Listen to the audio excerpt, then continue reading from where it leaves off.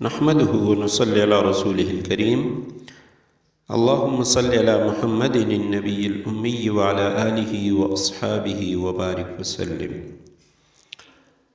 اہل السنہ والجماعہ کے عقائد میں ہمارا آج کا مذاکرہ ہے قیامت کی علامات کے بارے میں۔ علامات قیامت دو طرح کی ہیں، ایک کو علامات صغریٰ یا چھوٹی علامتیں کہا جاتا ہے اور دوسری کو علامات کبریٰ یا بڑی علامتیں کہا جاتا ہے۔ دوسرے معنی میں علامات صغریٰ یعنی قیامت کی دور کی نشانیاں اور علامات کبریٰ قیامت کی قریب کی نشانیاں۔ قیامت کی علامات صغریٰ جو احادیث کے اندر آ چکی ہیں ان میں سے چند یہ ہیں۔ سب سے پہلی علامت محمد الرسول اللہ صلی اللہ علیہ وعلی آلہ واصحابہ وسلم کی دنیا میں تشریف آوری اور آپ صلی اللہ علیہ وسلم کی وفات، یہ قیامت کی علامات صغریٰ میں سے پہلی علامت ہے۔ پچھلی آسمانی کتابوں میں آپ صلی اللہ علیہ وسلم کا لقب نبی الساعہ ہے، جس کے معنی ہے قیامت کا نبی، یعنی وہ نبی وہ آخری نبی ہوں گے جن کی امت پر قیامت قائم ہوگی۔ صحیح بخاری کی روایت ہے، آپ صلی اللہ علیہ وسلم نے فرمایا بعثت انا والساعہ کہاتین، میں اور قیامت یوں ہیں، دو انگلیوں کی طرف دو انگلیوں کو ملا کر اشارہ فرمائے۔ دوسری علامت اولاد نافرمان ہو جائے گی، بیٹیاں تک ماں کی نافرمانی کرنے لگیں گی، دوست کو اپنا اور باپ کو پرایا سمجھا جانے لگے گا۔ ترمذی کے اندر روایت ہے اور بخاری میں بھی ہے، اطاع الرجل زوجتہ وعق امہ، لوگ بیویوں کی فرمانبرداری کریں گے، ماں کی نافرمانی کریں گے، صدیق کو قریب کریں گے، دوست کو جفا ابا ہو اور باپ کی نافرمانی کریں گے۔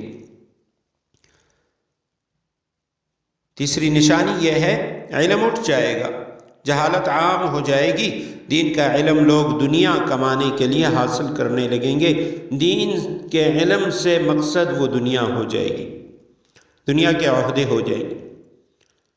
نااہل لوگ امیر اور حاکم بن جائیں گے اور ہر قسم کے معاملات، عہدے اور مناصب نااہلوں کے سپرد ہو جائیں گے، جو جس کام کا اہل اور لائق نہ ہوگا وہ کام اس کے سپرد کر دیا جائے گا۔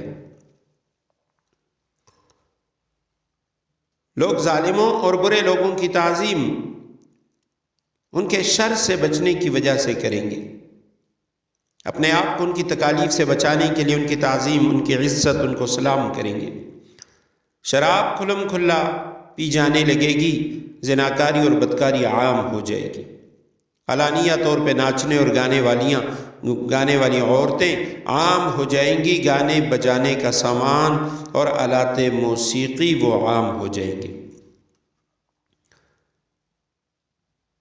لوگ اپنے پہلے بزرگوں کو برا بھلا کہنے لگیں گے، جھوٹ عام پھیل جائے گا اور جھوٹ بولنا کمال سمجھا جانے لگے گا۔ امیر اور حاکم ملک کی دولت کو ذاتی ملکیت سمجھنے لگیں گے۔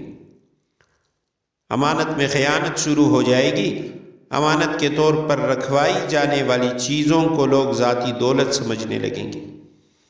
نیک لوگوں کے بجائے رذیل اور غلط کار قسم کے لوگ اپنے اپنے قبیلے اور علاقے کے سردار بن جائیں گے۔ شرم و حیا بالکل ختم ہو جائے گی، ظلم و ستم عام ہو جائے گا، اور فرمائے ایمان سمٹ کر مدینہ منورہ کی طرف چلا جائے گا جیسے سانپ سکڑ کر اپنے بل کی طرف چلا جاتا ہے۔ یہ بھی نبی کریم رؤوف الرحیم صلی اللہ علیہ وسلم کا فرمان ہے کہ ایمان سکڑ کر وہ مدینہ میں چلا جائے گا۔ ان الایمان لیأرز الی المدینہ کما تارز الحی الی حجرہا، صحیح مسلم کی روایت ہے۔ کما تارز الحیۃ الی جحرہا، جیسے سانپ اپنے بل کی طرف یا سوراخ کی طرف چلا جاتا ہے، ایسے ایمان سمٹ کر مدینہ میں چلا جائے گا۔ ایسے حالات پیدا ہو جائیں گے کہ دین پر قائم رہنے والے کی حالت وہ ہو جائے گی جو ہاتھ جیسے کہ ہاتھ میں انگارہ پکڑنے والے کی ہوتی ہے۔ دین پہ چلنا ایسا مشکل ہوگا جیسے ہاتھ میں انگارہ لے لینا۔ زکوٰۃ کو لوگ تاوان سمجھنے لگیں گے، مال غنیمت کو اپنا مال سمجھا جانے لگے گا۔ ماں کی نافرمانی اور بیوی کی فرمانبرداری شروع ہو جائے گی۔ عورتیں زیادہ اور مرد کم ہو جائیں گے، یہاں تک کہ ایک مرد 50 عورتوں کا نگران ہوگا۔ قیامت سے پہلے حضور اکرم صلی اللہ علیہ وسلم کی امت میں سے 30 بڑے بڑے کذاب اور دجال آئیں گے۔ ہر ایک نبوت کا دعویٰ کرے گا۔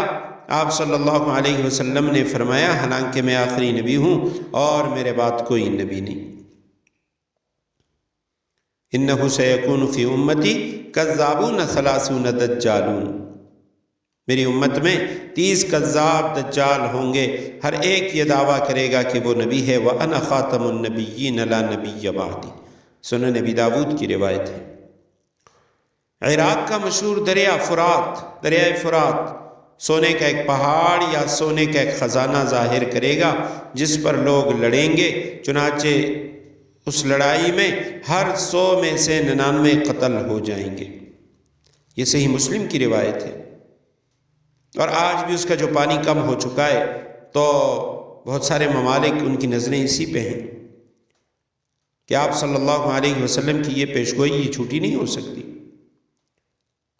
اور ایک روایت میں ہے کہ ان میں سے ہر شخص وہ یہی سمجھے گا کہ یہ جو 999 قتل ہوں گے وہ میرے سوا اور ہوں گے، اور میں وہ ایک ہوں کہ جس کو یہ خزانہ، یہ سونے کا پہاڑ یا سونے کا خزانہ مل جائے گا۔ اب بعض حضرات نے اس کو تو اصل اسی معنی کے اندر لیا ہے کہ اس سے سونے کا پہاڑ یا سونے کا خزانہ ظاہر ہوگا، جبکہ بعض حضرات شارحین انہوں نے لکھا ہے کہ ممکن ہے سونے کے پہاڑ یا سونے کے خزانے سے مراد عراق کا تیل ہو۔ جب یہ علامتیں ظاہر ہو چکیں گی تو سخت قسم کا عذاب شروع ہوگا، اس میں سرخ آندیاں آئیں گی، آسمان سے پتھر برسیں گے، کچھ لوگ زمین میں دھنسا دیے جائیں گے، لوگوں کی شکلیں مسخ ہو جائیں گی، پھر پے در پے کئی نشانیاں ایسے ظاہر ہوں گی جیسے ہار کا دھاگا ٹوٹنے پر مسلسل دانے گرنے لگتے ہیں۔